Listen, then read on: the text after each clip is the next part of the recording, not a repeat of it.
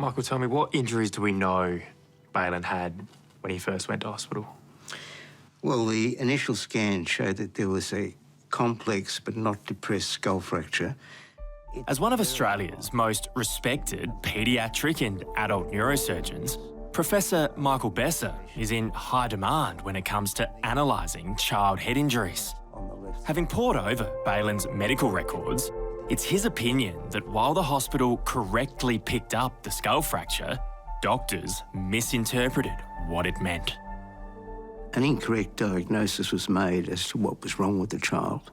It was felt that his vomiting was due to a gastrointestinal issue. But you know vomiting can be a result of traumatic injury. Yes, it's very common.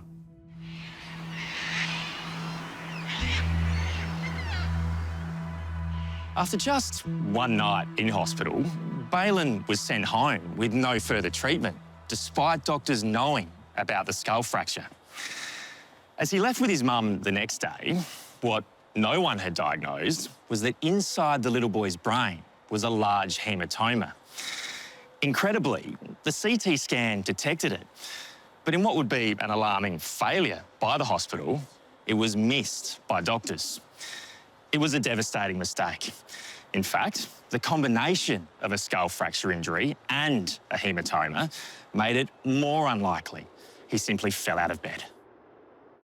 Skull fractures in young children are not that common, but they occur after simple falls. What's different is it's very rare to get a brain injury from a simple fall or from a simple skull fracture.